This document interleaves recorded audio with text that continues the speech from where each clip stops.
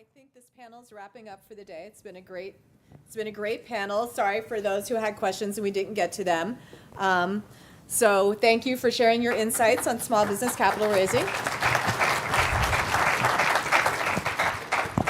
And now I have the privilege of interviewing Jasmine Jones as part of our next one-on-one conversation, Going the Distance from Idea to Execution.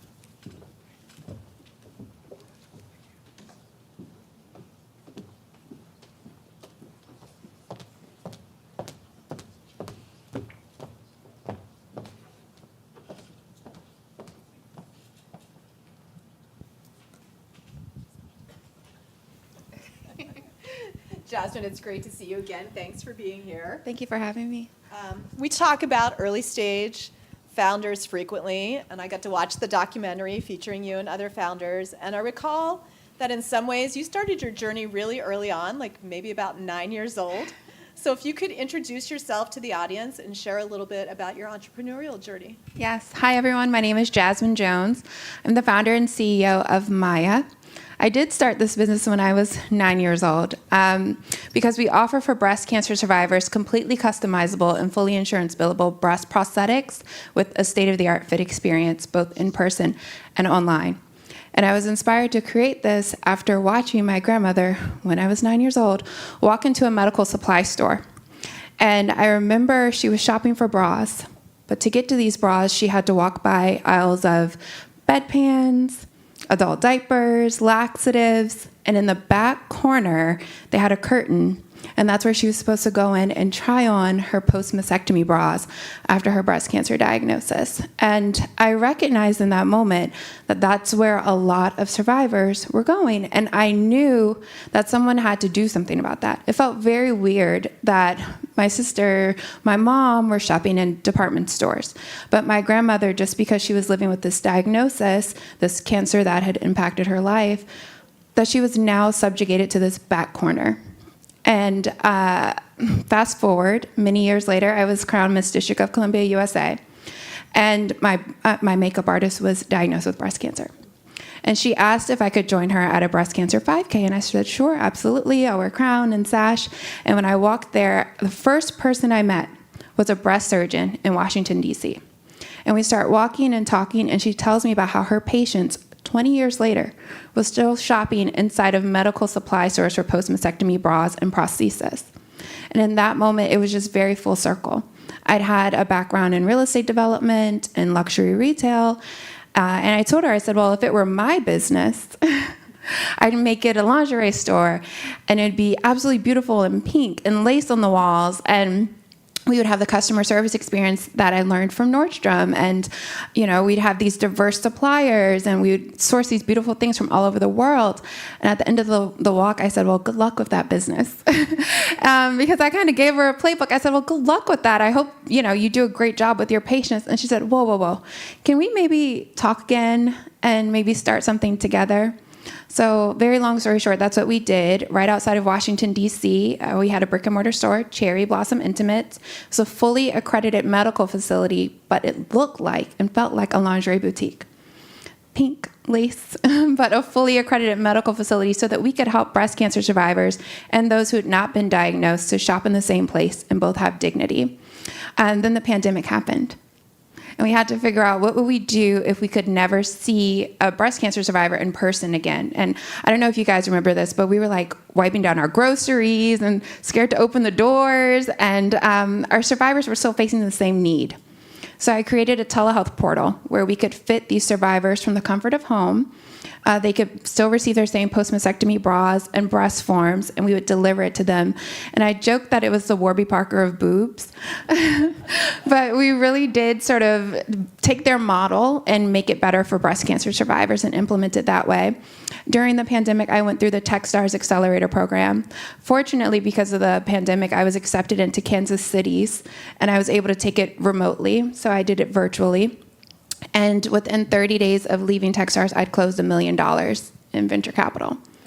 And that was the impetus for our growth. We've served over 21,000 patients at this point, keeping in mind that these products are fully insurance billable.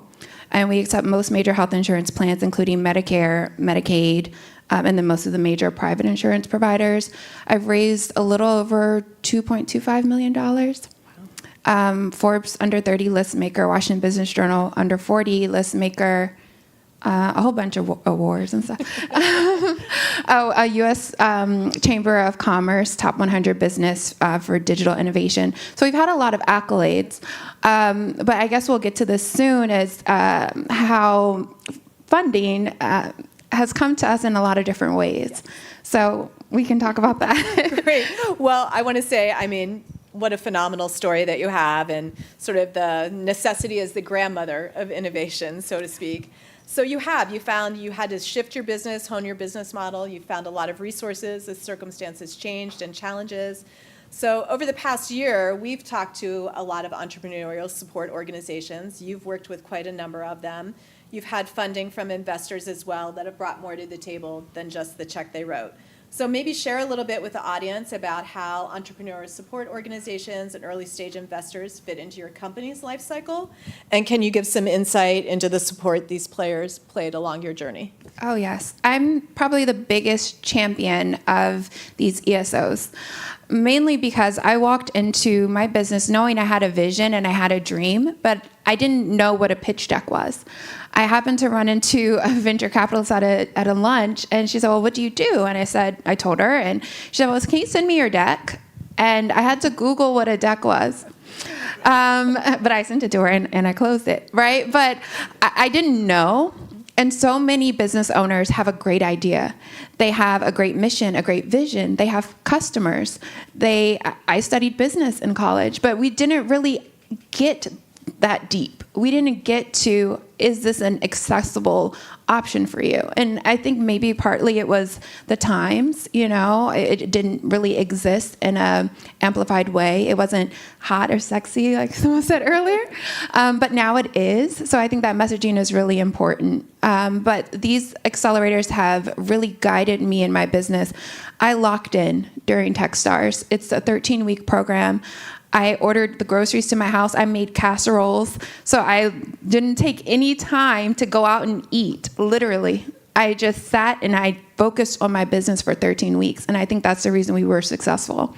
But I went from 0 to 100 because of an ESO program. So I think it's really important that these programs are being funded so that they can continue to open doors for entrepreneurs like me. Great, thank you. So I know one of the things that you did is you did a crowdfund through WeFunder, and we heard on the prior panel a little bit about crowdfunding. Can you speak about your experience doing that a little bit? I will, and I'll be candid with that experience. I too heard that stigma of crowdfunded companies maybe weren't the best of companies. Maybe that's why they were seeking outside capital, because investors were turning them down. But that was maybe 5-6 years ago. Now I think it's way more commonplace. So we did raise a lot of money with venture capital, a good amount of money. But I was featured in the documentary Show Her the Money, a movie that sort of followed my journey in raising my most recent $1 million while 9 months pregnant with my daughter. And we received a lot of inbound interest from breast cancer survivors, supporters, viewers of the show who said, I would love to participate in your growth. I want to see you successful, but I'm not affiliated with an angel group. I don't have $1 million. I might not be able to pass every type of checkbox that it would take for me to write you a bigger check, but how can I do it? So we opened up the WeFunder. And just like someone else mentioned too, we offered for them not just equity, because what they're getting is such a small part of our company. We also open for them great opportunities to be involved. Like we have a tier where we'll name a bra after someone who you love, right? So we created those opportunities for people to be able to participate in the success of our business. So it wasn't just for the check size. It was also for their contribution into the success of our mission. Great, thank you. So you've had a really interesting journey as you founded and launched your small business, had a daughter along the way as well. So what does success look like for you now, and has it evolved since you initially launched Myya? Oh, yes, it has evolved.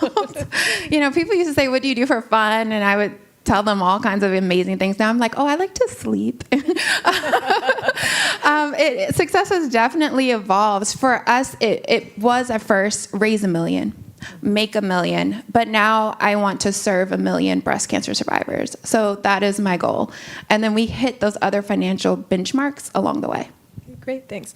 Well, one last question before we wrap up. 10 minutes goes way too quickly. Too fast. I know. Advice you wish you would have received? Ooh, I would say never really give up. And even we've had times that have been so fast for our growth, so fast. Then we'd have times where we just sort of like plateau. And I didn't recognize as a first-time founder how necessary it was to have those plateau moments and not feel like your business was not successful in those moments, but recognize that there was some winning still in that and to not give up even on those most difficult times. So I know there are a lot of small business owners that are tuning in, and that would really be my message to them. Great. Well, thanks for being with us, Jasmine. Thank you I for wish we having had me. more time with you. What a great first half lineup. Oh, please. So I'm going to say enjoy your halftime break as you exit the auditorium.